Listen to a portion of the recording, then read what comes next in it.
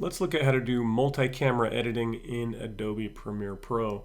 This is a very helpful effect to be able to use and to teach students because they can set up cameras in multiple locations and be able to switch between those different cameras on the same scene rather than do multiple takes. So let's look at how to do that. So we're going to go in here and start a new project and give it a name.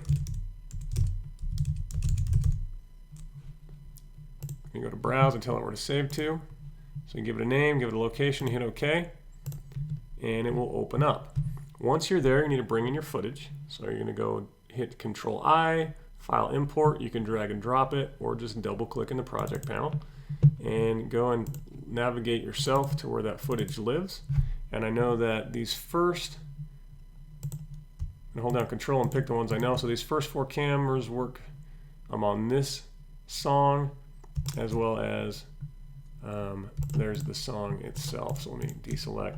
So I've got the 4 cameras, I've got the song, open that up, and they all come into Premiere. Once they're there, we don't actually need to drag them in and start a new timeline. What we need to do instead is select all that footage and the audio, and I'm then going to right click and I am going to create a multi-camera source sequence. From there, you can name it if you'd like to. It's asking how you want to synchronize all of this together. And in this case, I'm going to synchronize it by the audio. I want all the pieces of audio to match up perfectly. And if I go ahead and hit OK, it's going to go ahead and analyze all of those and try to align them perfectly for me. Now, depending on the amount of clips you have, this might take longer. But basically, you'll see my clips disappeared. They all now live in this processed clips folder. And I've got this new multi-camera source sequence. I can take that, just drag it and drop it out here on the timeline, and if I play through it or scrub through it, it's just one camera angle. Let me go ahead and mute this. You're not seeing anything other than that one angle. So what I need to do next is make it so I can actually see that. In order to do that, you need to have your multi-camera button down here. And I don't think mine's currently there, so I can hit this plus button at the end of the timeline, and you go and find it, and it looks just like this. Okay, there's your multi-camera view.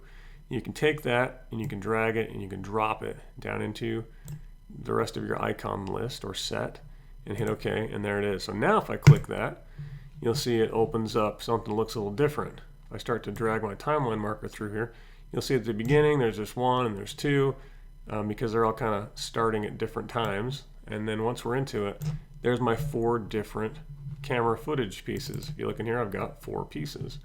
And then my audio is matched up as well. So all I need to do is decide where this is actually going to start.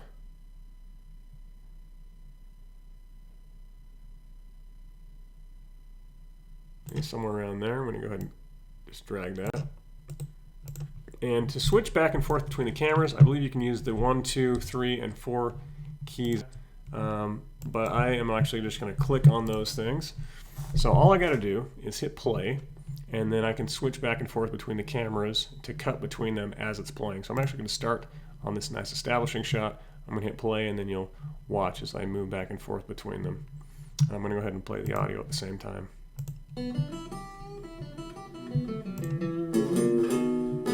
Before you accuse me, take a look at yourself. Before you accuse me, take a look at yourself.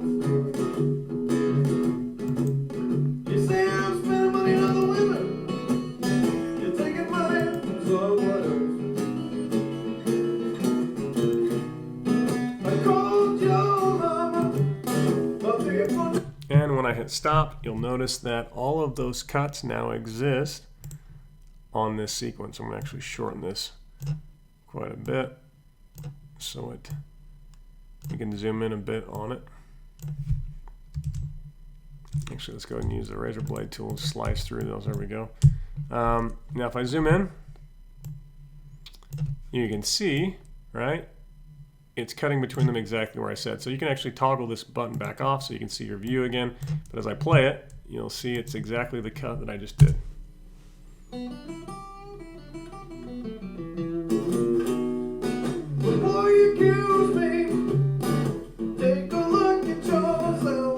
if there's somewhere that you think maybe you want to change the shot, you can do that, right? You can go back to that spot, you can hit play again, and you can actually just switch the shot. So instead of him, it's going to go to this shot, and that'll swap that for this place. You can also move these points. You can use the different tools, and you can actually move, when they come in or go out and things like that.